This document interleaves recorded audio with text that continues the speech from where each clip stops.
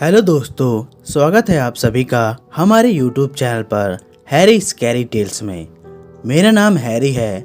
आज मैं आप सभी के लिए एक और सच्ची और बेहद डरावनी कहानी लेकर आया हूँ। ये कहानी हमें विकास वर्मा जी ने भेजी है। अगर दोस्तों आप भी हमें स्टोरी भेजना चाहते हो तो स्क्रीन पर दिखे हुए नंबर या हमारी इंस्टा आईडी पर भेज सकते हो। तो चलिए दोस्तों कहानी को शुरू करते हैं। सन 2017 अक्टूबर का महीना चल रहा था। वातावरण में हल्की हल्की ठंड शुरू हो गई थी। इस हल्के हल्के ठंडे वातावरण में स्कूली बच्चे आपस में हंसी मजाक करते हुए साथ साथ विद्यालय जा रहे थे।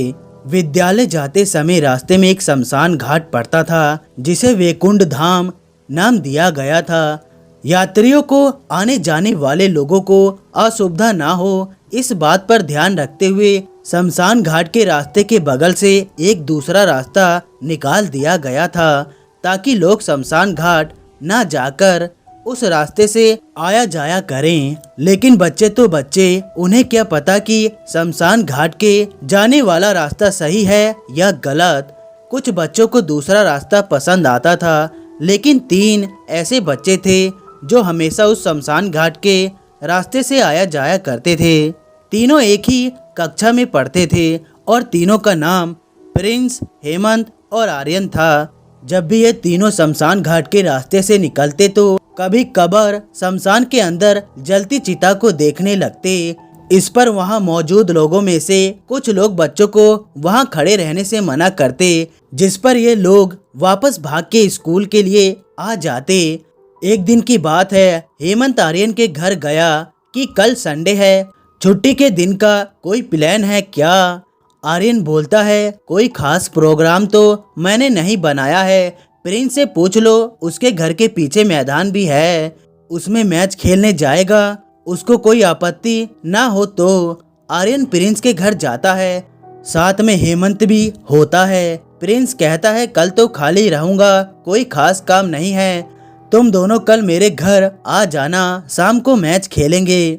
अगले दिन रविवार की शाम को आर्यन हेमंत के साथ प्रिंस के घर चला जाता है। दोनों 2 घंटे तक तीनों मैच खेलते हैं। मैच खेलने के बाद प्रिंस की बड़ी बहन कंचन तीनों के लिए नाश्ता चाय लेकर आती है। तीनों बड़े आराम से खाकर छत पर टहलने के लिए पहुंच जाते हैं। छत पर जाकर इधर उधर देखते हुए तीनों को सामने रोड से एक छोटी बस दिखाई देती है। लाश का वास्ता और बस के ऊपर किसी की अर्थी रखी होती है। तीनों लोग ध्यान से इस बस को देखते रहते हैं। थोड़ी देर में बस वैकुंठ धाम के नाम के शमशान के सामने जाकर रुकती है। लोग उतरते हैं, अर्थी को अपने कंधे पर उतारते हैं और शमशान घाट के अंदर ले जाते हैं।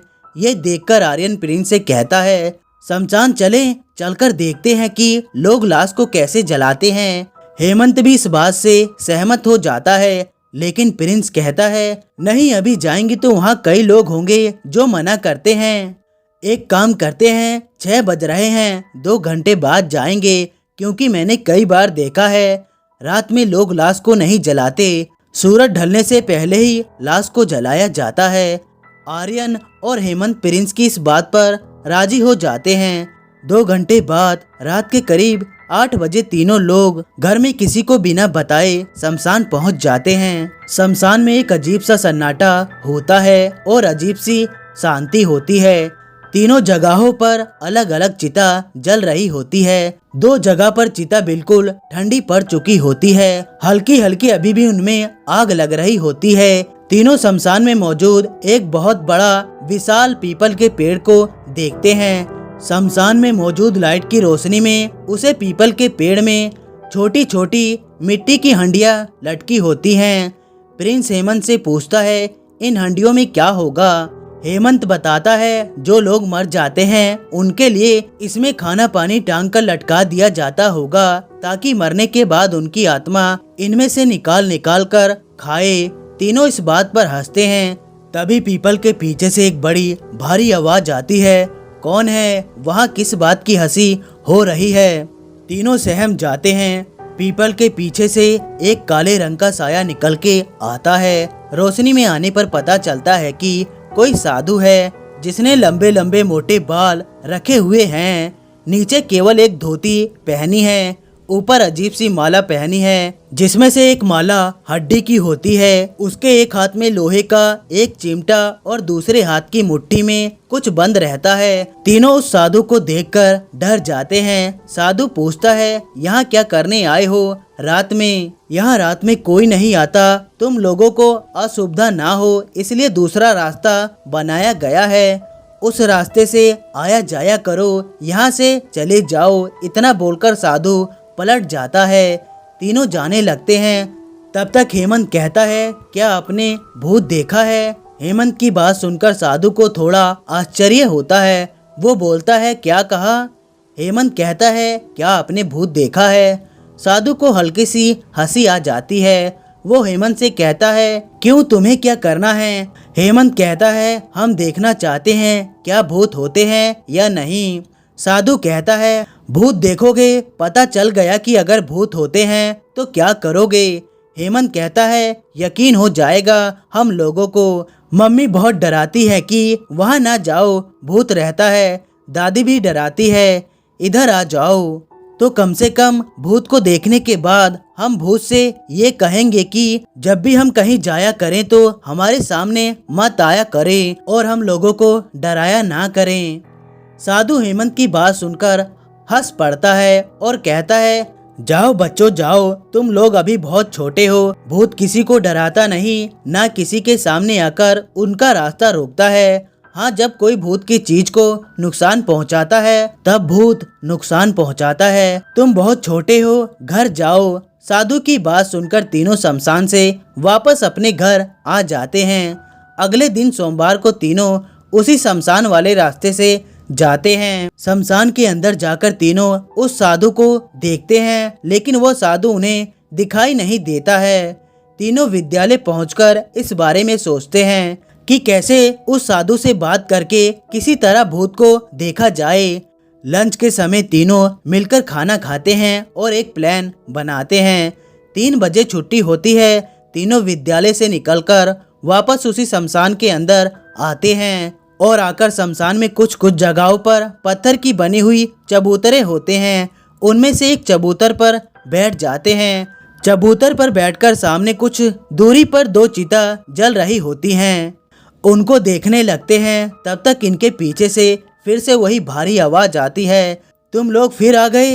ये तीनों झटके से अपनी गर्दन पीछे की तरफ मोड़ते हैं। उनको वही साधु दिखाई देता है जो कल रात में ही मिला था। साधु इनके सामने आता है। उसके एक हाथ में 2 केले और दूसरे हाथ में एक सेब होता है। पूरे शरीर पर सफेद रंग की कोई भस्म लगी होती है। माथे पर लंबा गोल तिलक, दोनों हाथों में लाल रंग की अजीब सी चिन्ह बने होते हैं और गले में वही हड्डियों की माला पड़ी होती है। साधु इनके सामने आकर केला और सेब तीनों को देता है और बोलता है, बच्चों तुम लोग यहाँ ना आया करो, बार बार यहाँ क्यों आते हो?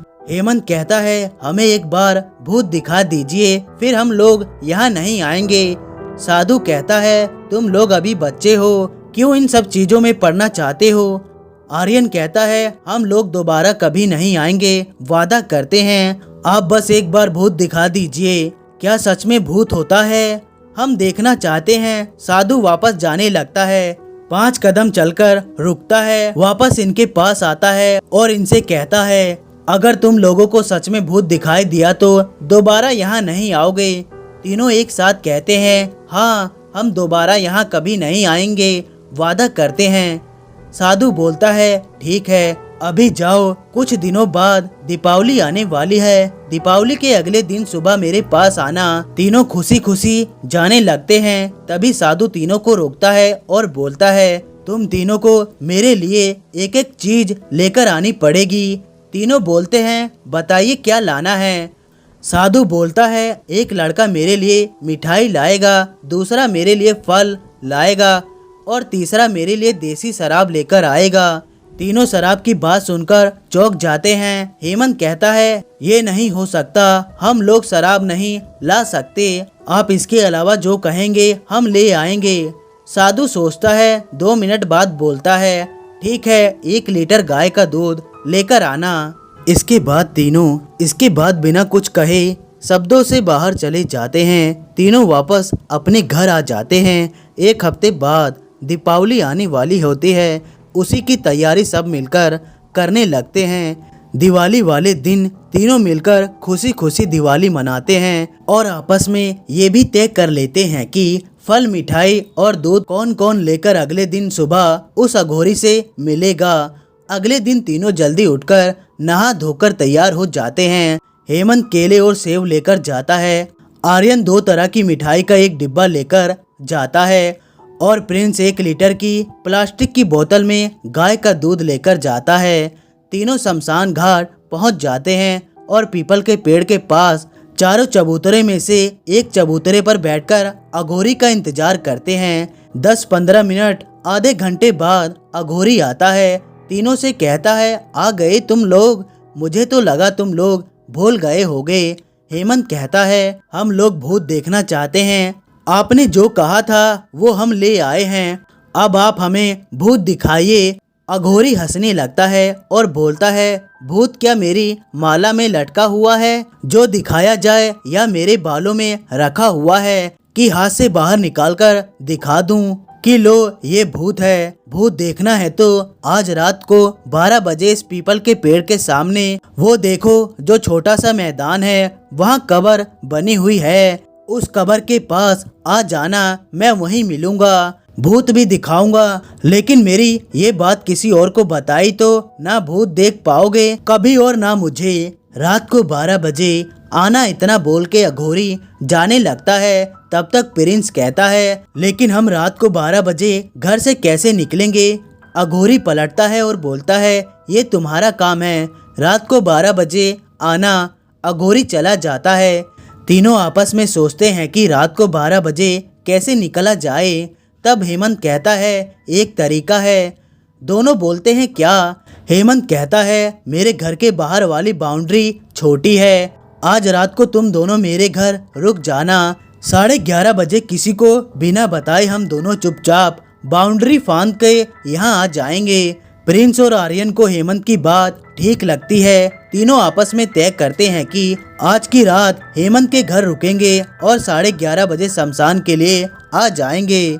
तीनों शमशान से बाहर अपने अपने घर के लिए निकल पड़ते हैं। रात के 11:30 बजे जब सब लोग सो चुके होते हैं, हेमंत, प्रिंस, आर्यन तीनों घर से दबे पांव अपने कमरे से निकलकर सीढ़ियों से उतरकर घर के मेन दरवाजे पर आकर धीरे से दरवाजा खोलते हैं। दरवाजे से बाहर निकलकर बाउंड्री फांद के तीनों शमशान आ जाते हैं।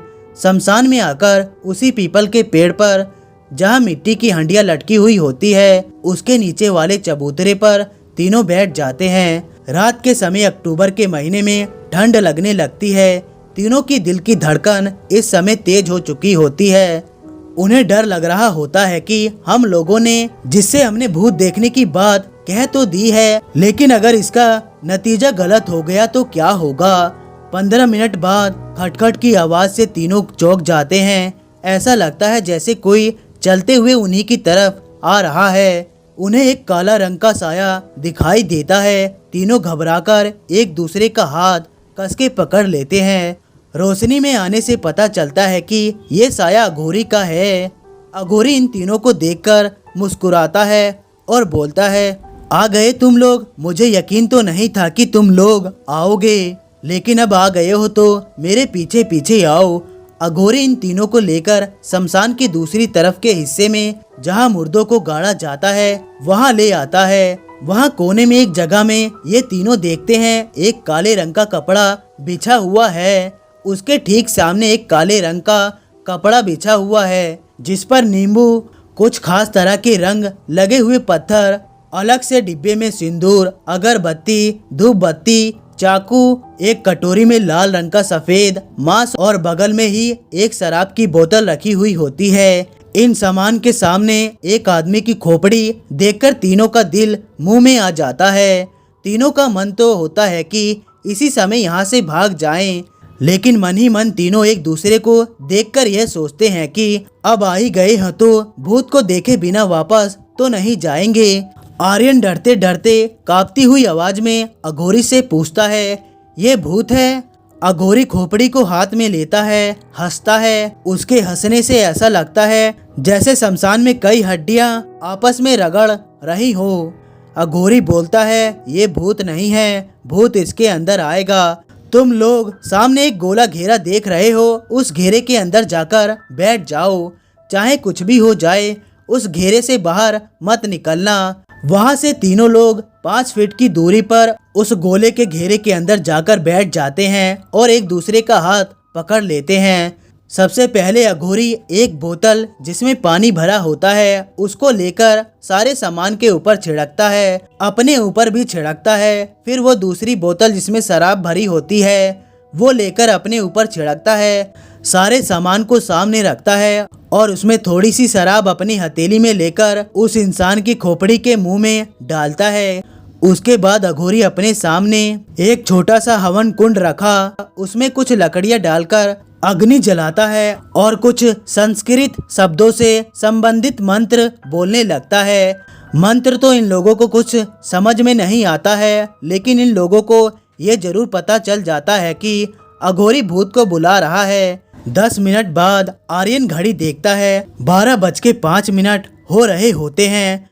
तभी अचानक आंख बंद किए हुए अघोरी बोलता है, आ गया तुम्हारा भूत। डर के मारे आर्यन, हेमंत और प्रिंस तीनों की सांस रुक जाती है, दिल की धड़कन तेज हो जाती है। तीनों एक दूसरे का हाथ कस के दबा के पकड़ लेते हैं। अघोरी मानो कंकाल की खोपड़ी धीरे से दोनों हाथों से उठाकर जलते हुए उस अग्नि के छोटे से कुंड में बीचों बीच रख देता है। सही से खोपड़ी को बैठाने के बाद अघोरी दोनों हाथों को उल्टा करके आपस में चिपकाकर आंख बंद करके धीरे धीरे होठों से कुछ मंत्र बुदबुदाने लगता है। तीनों आश्चर्य से देखते हैं कि अघोरी ने जलती हुई अग्नि में मानो कंकाल की खोपड़ी को जब अग्नि के कुंड में रखा था तो अघोरी के न हाथ में कुछ जला न उसे ही तेज आज कुछ महसूस हुआ। कुछ सेकंड बीते होंगे कि शमशान में हल्की सी आंधी चलने लगती है। पेड़ों के पत्ते खड़खड़ के आवाज से एक दूसरे से टकराने लगते हैं। जिस पीपल के पेड़ पर उन्होंने हड्डी लटकी हुई देखी थी वो हड्डियां धीरे धीरे हिलने लगती हैं। तीनों लड़के डर के मारे एक दूसरे को कस के पकड़ लेते हैं, लेकिन अघोरी वैसे ही चुपचाप शांत अपने होठों से मंत्र बुदबुदा रहा होता है।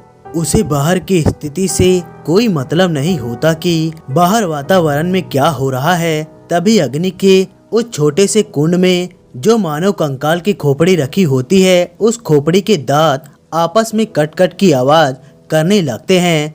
तीनों लड़कों के माथे से पसीने की बूंद निकलकर गले तक आ जाती है। तीनों ध्यान से देखते हैं, मानो कंकाल की खोपड़ी कट कट आवाज करती हुई अग्नि कुंड से धीरे धीरे ऊपर हवा में उड़ती है। कुंड के बिल्कुल ऊपर आकर वो खोपड़ी रुक जाती है।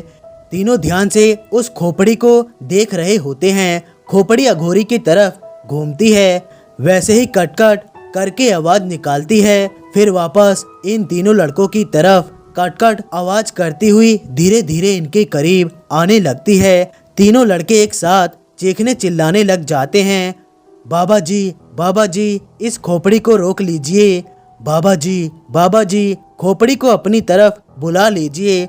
लेकिन अघोरी पर उनकी बात का कोई प्रभाव नहीं पड़ता। ऐसा लगता है जैसे उसे बाहर का कुछ सुनाई देना बिल्कुल बंद हो गया है। वो वैसे ही चुपचाप दोनों हाथों को उल्टे जोड़कर अपने होठों से मंत्र बोल रहा होता है।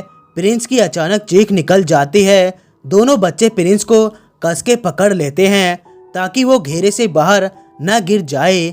दोनों डरते डरते अघोरी की तरफ देखते हैं। अघोरी धीरे से आंख खोलता है। उसकी आंख खुलते ही मानो खोपड़ी वापस हवा में ही पीछे जाने लगती है। पीछे जाकर वापस अघोरी के सामने खोपड़ी जमीन पर बैठ जाती है। अघोरी शराब की बोतल में से थोड़ी शराब निकालकर खोपड़ी पर डालता है, खड़ा होता है और बच्चों के पास आता है। उसके एक हाथ में एक गिलास में शायद पानी होता है। वो पानी हेमंत को देकर कहता है कि इस लड़के पर ये थोड़ा छिड़क डालो और उसे पानी पिलाओ। हेमंत तुरंत अघोरी की बात मानता है। 2 मिनट बाद प्रिंस को होश आ जाता है। रात के 2 बज चुके होते हैं। अघोरी तीनों से कहता है, देख लिया भूत, इस खोपड़ी के अंदर मैंने एक आत्मा को ही बुलाया था। अब आगे से ऐसी जिद मत करना, अब घर जाओ।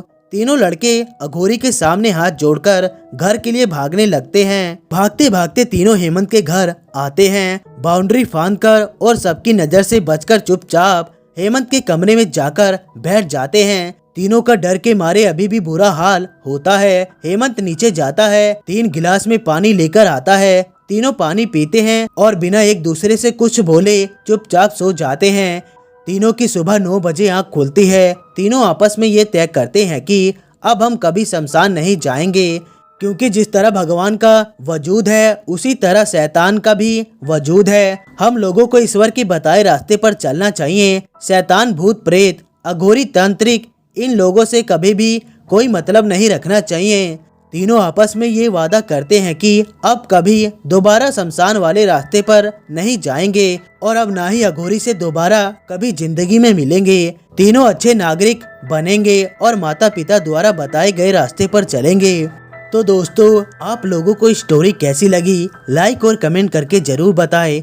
और हाँ दोस्तों, हमारे चैनल को सब्सक्राइब करना ना भूलिएगा। मिलते हैं अगली वीडियो में, तब तक के लिए धन्यवाद दोस्तों।